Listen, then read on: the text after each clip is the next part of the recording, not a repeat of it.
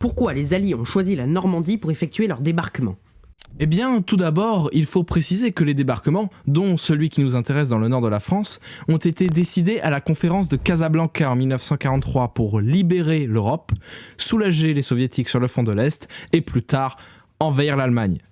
Une fois que l'idée d'un débarquement a été actée, il faut en choisir le lieu. Celui-ci doit être soumis à deux contraintes principales. Premièrement, il doit être suffisamment proche des côtes britanniques d'où partiront les soldats, car un débarquement nécessite un soutien logistique très important, qu'il est toujours plus facile de fournir sur de courtes distances. Secondement, il ne faut pas que l'endroit où les troupes alliées débarqueront soit trop bien défendu. Si on peut éviter d'être refoulé à la mer avant même d'avoir pu établir une tête de pont, c'est quand même mieux. À partir de là, plusieurs possibilités s'offrent au commandement allié.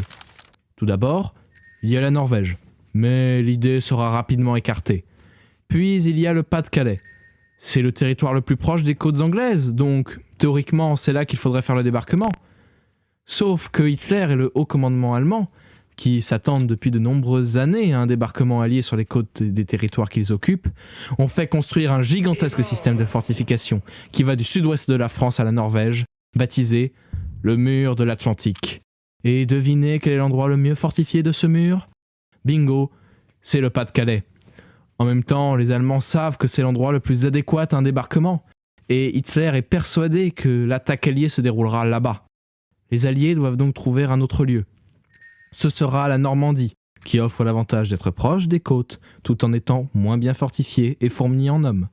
En revanche, pour ne pas que les Allemands se doutent de quelque chose, les Alliés vont réaliser une formidable opération de désinformation. L'opération Fortitude. Le but ? Renforcer le haut commandement du Troisième Reich dans son idée que le débarquement aura lieu dans le Pas-de-Calais. Tracts, faux messages radiocodés, raids aériens, entraînement près des côtes, tous les moyens sont bons pour duper les forces de l'Axe. De faux chars et avions vont même être envoyés pour faire croire aux Allemands à une opération de grande envergure.